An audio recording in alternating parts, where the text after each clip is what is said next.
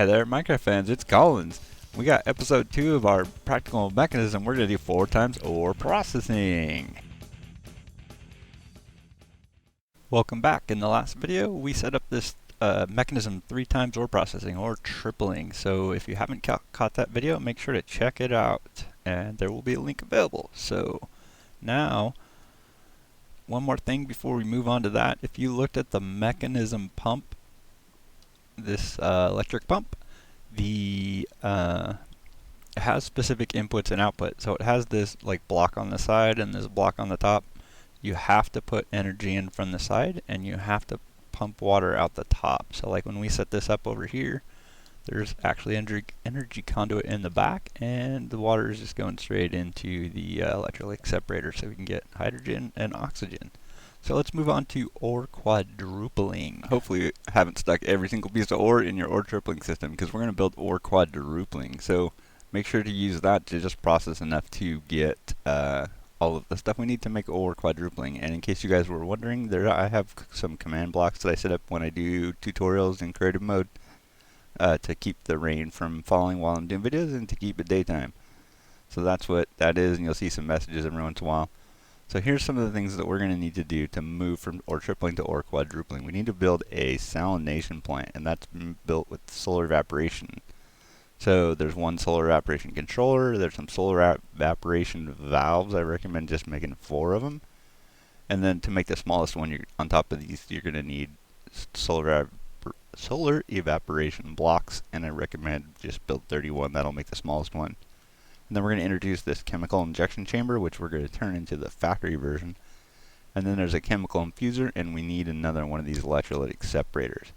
So let's start off with this solar evaporation thing. The basic solar evaporation, we're going to need to find a desert. So in this case, I couldn't find a desert nearby, so through the magic of editing in creative mode, I've created myself a desert chunk. And we have this is the mechanism teleporter, and you can run one of these off one solar panel as long as you have a battery for backup. So what you want to do is you want to find yourself a desert and make sure that you check out, F9 a couple times, get your chunk boundary set up, and set your solar evaporation tower so that it's within one chunk. You want to leave a couple blocks because the solar panels have like an extra bounding block.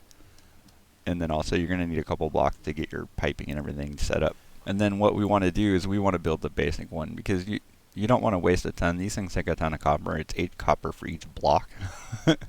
And then there's some steel involved too, and iron, and yeah, it's a lot of resources. So we're going to build the smallest one, and when we get our 5 times ore processing system up, we're going to process a bunch of copper and build a bigger one and expand this thing basically. So if you start off with a 4x4 of the basic evaporation blocks, and that is the base of yours, and you can sink this underground if you want to. It'd probably look a little bit better if you did it that way. And then you create rings, and you can make these 18 tall, so the ring is 12 blocks, but on the first ring you want to put some valves in place. And like I said, I'd like to use 4 valves, so you can do 2 on each side or 1 in each corner or whatever. And then you cap this off by creating a ring, leaving the corners out, and then putting solar panels in the corner.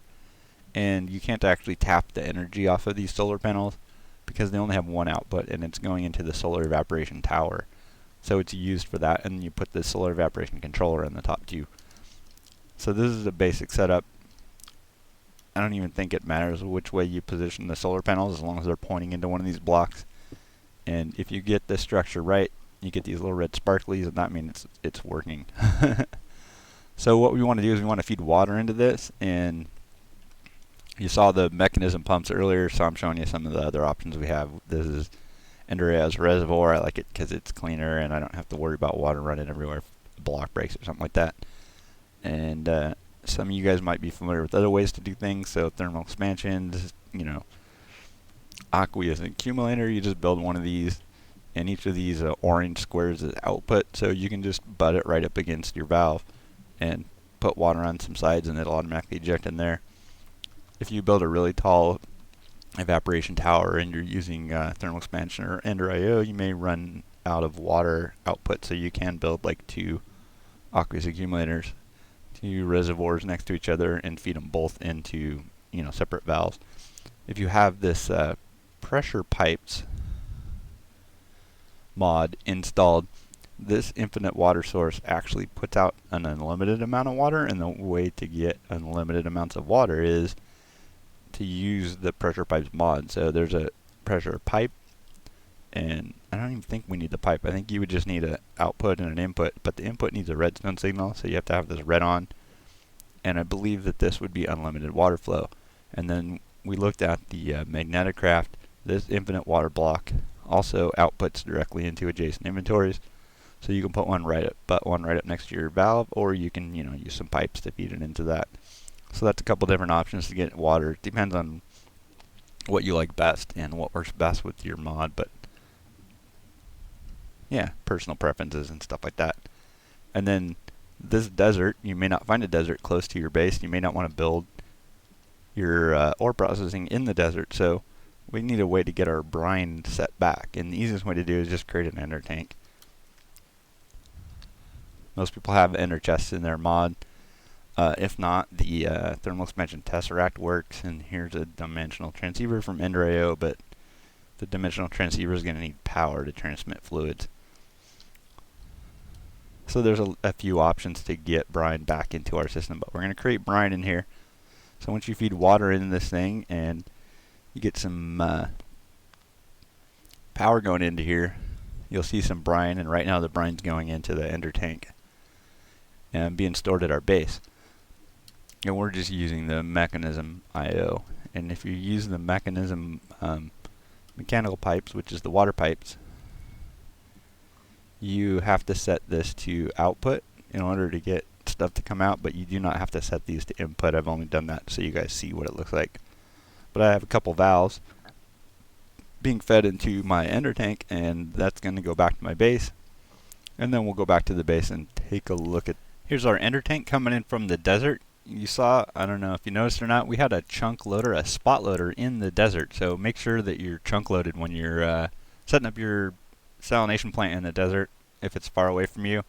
And you just spin the ender tank so that the little orange side is up, and it will automatically eject. In this case, we're going into an extra utilities drum, and you can make bedrockian drums, which hold like a tremendous amount. Or if you want to stay with mechanism, you can build a dynamic tank. But we're feeding this output into a second electrolytic separator. So this is different than the one that's using water. And again, you set the output to pull information. If you're using the mechanism pipes, you have to set this with the configurator to pull from the tank, but you do not have to set the inputs in there. That's only done, I only did that for display. So you're going to take brine and you're going to turn it into chlorine, and it's actually going to produce sodium on the other side, which is not used for anything in mechanism, so we're just dumping that. And then the chlorine's going straight into this chemical infuser which we built. It's chlorine on one side, it's hydrogen on the other, and that's going to produce hydrogen chloride. Which we have a gas tank, we're storing some of that. The way this system is going to work is when we have, while we're not processing ores, we're going to be producing extra hydrogen chloride. And in this case, you're going to have to play around with this thing. You don't want it to run the whole time, but we do need to get enough hydrogen into our system to produce a backup of this. So we've taken the tank, which if you've never seen a mechanism tank before, it's a tank you can place it on the ground, and it's a tank that holds inventory, and each of these tanks also can be used to either dump the contents of the tank you're carrying into the tank that's on the ground, or fill up the tank. Yeah, bottom would dump the contents of this tank into here. Top would fill up the tank on the ground, would fill up the tank that's in your inventory. So you can use these and port them around and stuff like that. And there's actually these spots in here, so this tank would dump chlorine into here. This tank, if it wasn't putting a hydrogen chloride into another system, would put the hydrogen chloride into this tank. So you can use that for storage, but you're going to want a backup of brine and a backup of hydrogen chloride, because that is going to be the bottleneck in our 4x and even in the 5x ore processing system. So we took our chemical injection chamber and turned it into a basic factory. I mentioned the advanced and elite factories, but you probably want to stay with this basic factory because you don't want to waste the resources, and these factories are not really the bottleneck. So we had our ore tripling system, purify, crush, enrich, cook. And we had a chest going into there, so we've just added the injection factory. We're feeding our hydrogen chloride from one side, and then we're feeding ores into this thing. So we can just take a couple ores and put them in this chest, and they will go into here. And then they turn into these shards, and then the shards just go through the 3 times ore processing system. So that's why we built that 3 times first, because we need it anyway. Our 5 times system is going to feed stuff into the injection factory, and then that's our ore output. So we got Ore Quadrupling now. And then you have some machines at your base that you're going to use for other stuff. So make sure you have a mechanism crusher in addition to like a pulverizer or a seg mill. And then an enrichment chamber actually has some uses. And then we built the metallurgic infuser and tacked it into our system because we can make like this enriched alloy and stuff like that. But like the reinforced alloy is made with diamond and enriched alloy, and what you'll probably want to do is build a second metallurgic infuser, because when you stick diamonds in here, it doesn't use a diamond every time. Like each enriched alloy uses 1 redstone dust and 1 piece of iron, so it's going to use all of your redstone. You're not going to have any left over in the tank. But when you start using diamonds to make these reinforced and some of the other things that you'll use, you'll have leftover diamonds. So just build a second metallurgic infuser for your diamond stuff, and then use a different one for your redstone stuff. And you know, whatever other machines we have, there's a sawmill and some things which are not really related to ore processing, but we have a little lab off to the side. We still have our coal burning generator from our other mod in case you need to produce some extra power. Tack on a windmill and solar panel and stuff like that. But as you saw, we took our ore tripling system. We're feeding the brine and the hydrogen chloride in, and then we just tack on the injection factory, and you've got ore quadrupling. And then you want to use this to get enough ores to build your 5 times ore processing system, which we'll take a look at in another video. So thanks everybody for watching. Thanks everybody who likes and subscribes, and we'll catch you guys in the next episode of Practical Mekanism.